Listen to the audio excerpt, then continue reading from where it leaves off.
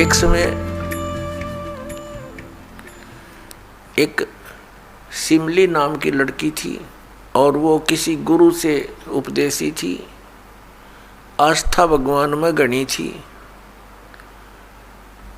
और प्रारंभ से ही ये ऐसा रहा है कि जगत और भगत का आपस में मतभेद बना रहा, और जिस कारण से भक्तों को बहुत कठिन यातनाएं सहन करनी पड़ी। संसार की रीतियां, सांसारिक जो परंपराएं हैं, वो यहाँ इस काल के जाल में रहने के लिए व्यवस्थित है, एक व्यवस्था है। और जो लोग परमात्मा से परिचित नहीं है वो इन्हीं में व्यवस्थित है। उस लड़की की बहुत आस्था थी। नगर के बाहर एक साधु का आश्रम था। वो लड़की उस महात्मा को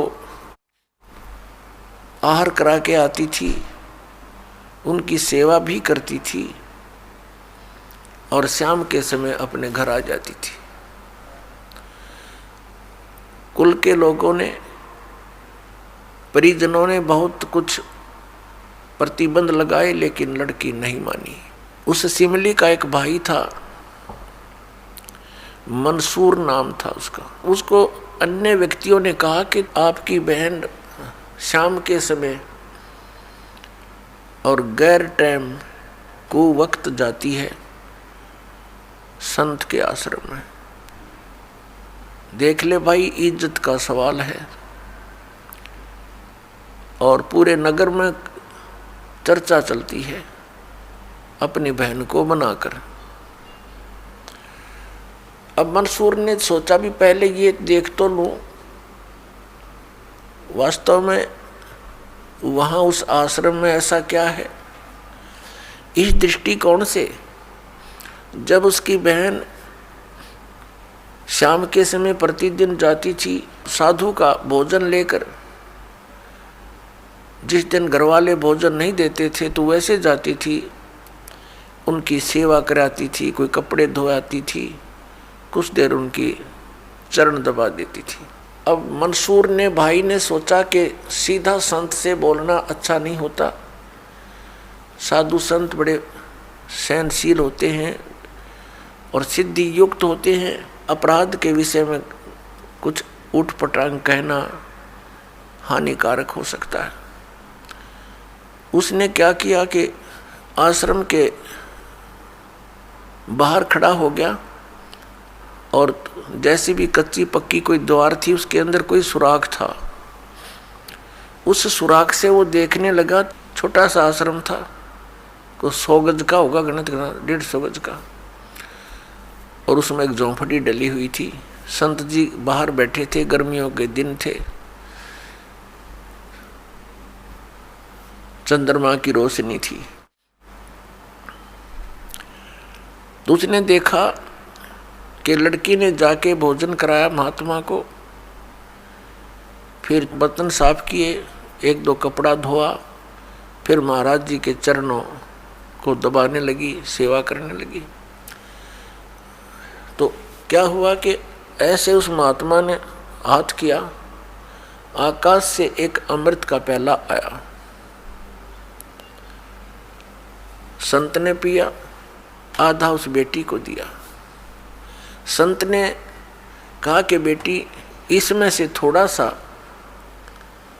एक नालायक व्यक्ति खड़ा है, उसके भी मार दे एक छींट। इस सुराख के अंदर से जा और उसके भी लगा दे, थोड़ी सी कल्याण हो जा। एक नालायक व्यक्ति खड़ा है। अब उसने जाकर के, लड़की ने आदेश पालन करना था, सुराख में से ऐसे कर दिया। उसने देखा कौन है, कैसे है, तो उसके भी जीभ पर वो थोड़ा सा अमृत की छींट लगी। एकदम उसके हृदय में एक विशेष प्रेरणा हुई कि मैं बहुत पापी हूँ, मैं नीच हूँ, और ऐसे पाक साफ महापुरुष के विषय में मेरे मन में दोष आया। रोता हुआ आश्रम के अंदर प्रवेश हुआ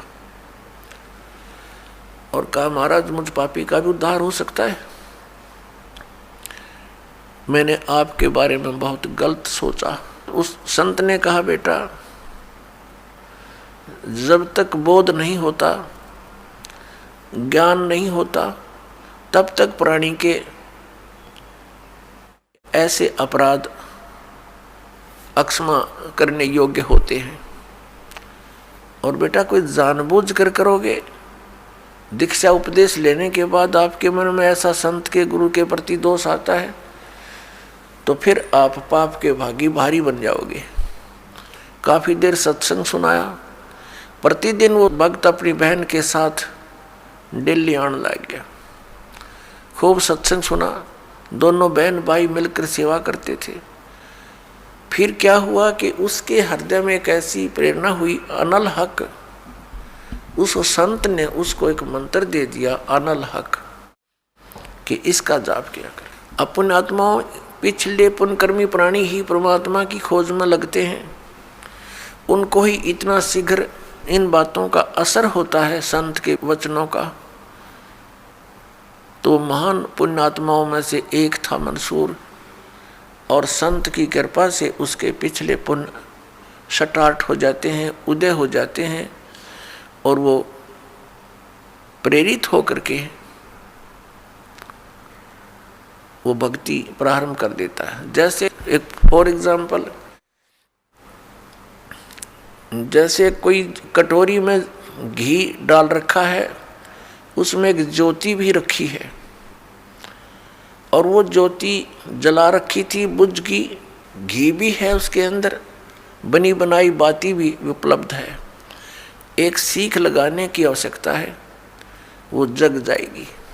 तो जितने भी पुण्यकर्मी प्राणी हैं, जो भी साधु संत महापुरुषों के प्रवचन सुनते हैं, किसी भी संत के, चाहे उसने भक्ति मार्ग का कति ज्ञान नहीं, लेकिन भगवान की महिमा तो वो भी सुना ही देते हैं। तो उससे क्या होता है कि वह ज्योत जग जाती है। अब वह ज्योत तक जगगी, जब तक पूर्व जन्म का उसके अंदर घी है यानी पुण्य है, तो वो जगेगी, प्रेरणा बनी रहेगी भगवान के पाने की। यदि आगे उसमें विधि घी उसके पास नहीं है डालने के लिए, तो वो ज्योति भी जल जाएगी और घी भी समाप्त हो जाएगा, और सारा कटोरा व कटोरी काली हो जाएगी। तो पुण्यात्मा, उस अनल हक मंत्र के गुरु जी ने दे दिया, जो मंत्र देना था उसको। अनल हक का अर्थ होता है अहम ब्रह्मास्मि, मैं ही ब्रह्म हूं, मैं ही परमात्मा हूं, अनल हक। हालांकि ये कोई मंत्र वंत्र नहीं था, लेकिन उस मंसूर के अंदर वो पूर्व जन्म का घी और ज्योति रह रही थी, वह जगेगी। अब उस मंत्र से भविष्य में तो कोई लाभ उसको होना नहीं था, क्योंकि वो चार्जर ठीक नहीं था। पूर्व जन्म की बैटरी से उसमें इतना प्रभाव था, इतने पुण्यों से, कि उसने अनल हक कहना शुरू कर दिया कि मैं ही परमात्मा हूँ। अब भोली आत्माओं, पुण्यात्माओं को जैसा भी गुरु ज्ञान देता है, वो तो दृढ़ होते हैं। गुरु जी ने 2 दूना 6 कह दिया तो वो 6 ही बोलते रहेंगे। घर वाला कहेगा, कोई उसको बताना चाहेगा, वो नहीं मानेगा, कहता नहीं मेरे गुरु जी ने ऐसे ही बोला। तो अबोध बच्चे ऐसे ही होते हैं। इस बात का ज्ञान पूरे मुसलमान धर्म में हुआ, क्योंकि वो मुसलमान धर्म से संबंधित था, और मुसलमान धर्म ये मानता है कि जीव ब्रह्म नहीं हो सकता। वैसे तो जीव ब्रह्म हो ही नहीं सकता, ये तो अंडरस्टूड है। जीव तो ब्रह्म है ही नहीं, ब्रह्म अलग है, जीव अलग है। ब्रह्म मीन भगवान, जो जीव का भी उत्पत्ति करता है। लेकिन मुसलमान धर्म ये मानते हैं कि पृथ्वी पर परमात्मा नहीं आ सकता। वह तो 7वें आसमान में रहता है, 7वें स्वर्ग में। और कोई ये कहता है कि पृथ्वी पर परमात्मा है, वो दंड का अधिकारी है, वो भ्रमित कर रहा है, मुसलमान धर्म के विधान को बिगाड़ रहा है। इस कारण से मंसूर को बहुत बार समझाया, राजा तक बात गई। बहुत कुछ कहा लेकिन नहीं माना, अनलहक करता रहा। उसको कहा कि तू ऐसा मत बोल। अब साधु को तो कोई बोल नहीं सके था कि वो क्या मंत्र दे रहा है, लेकिन पब्लिक के अंदर जब बात आ जाती है तो वो अपना पूरा जोर शोर से विरोध करते हैं। अब क्या हुआ कि वो नहीं माना तो उसको चौराहे पर खड़ा कर दिया, बांध दिया उसको चौराहे पर। और फिर क्या कहा कि या तो तू अनलहक कहना छोड़ दे, नहीं तो तेरे पत्थर मारेंगे। उसने फिर कहा अनलहक, क्योंकि वो तो मदमस्त हो गया था, अलमस्त हो गया था। ऐसी स्थिति पूर्वजन्मों के पुण्यों से होती है, और भविष्य की भक्ति नहीं होती है तो वो नष्ट हो जाता है उस जीवन ऐसी पुण्यात्मा का। तो उसको सजा दी गई कि पूरे नगर के व्यक्ति इसको पत्थर मार मार के इसका वध करेंगे। ऐसी सजा दें ताकि और भी कोई ऐसी हिम्मत ना करे। तो सभी लाइन में आ रहे थे और पत्थर मार रहे थे, तू पापी है, पत्थर मार रहे थे, निकल जाते थे। अब उसकी बहन सिमली का भी नंबर आ गया। जब और पत्थर लगा रहे थे वो हंस रहा था, अनलहक अनलहक हंस रहा था। और जब उसकी बहन सिमली का नंबर आया वो भी लाइन में खड़ी थी। तो बहन ने सोचा पत्थर तो मैं नहीं मारूंगी, लेकिन लोक लाज में आके उसने फूल उठा लिया कि मैं फूल मार आऊंगी उसके। यहाँ ये लोग भी ना मेरा विरोध करेंगे और भाई का चोट भी ना लगेगी।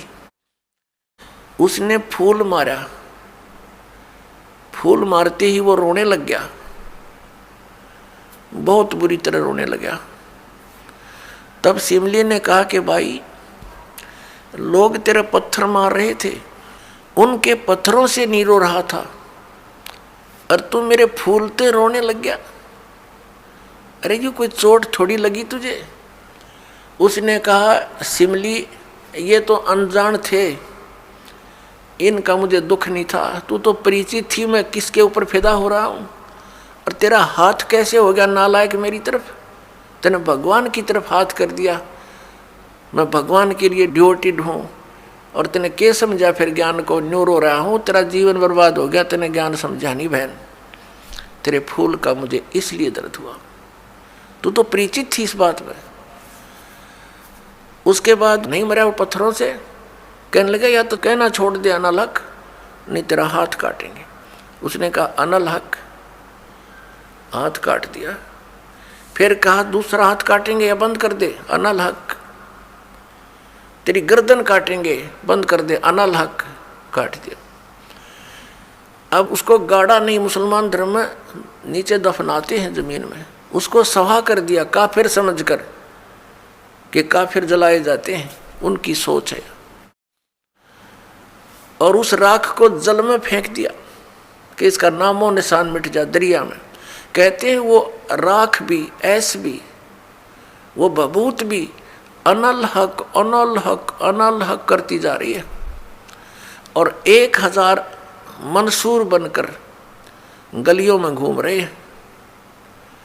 सबने दरवाजे बंद कर लिए, टट्टी पेशाब निकल गया, लोगों का घबरा गया, ये क्या हो गया? भगवान का भगत था, ऐसा हो कर दिया इसके साथ।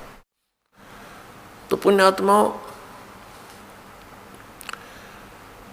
अब ये ज्ञान है, तत्व ज्ञान है, इसको बहुत गहराई से समझना है।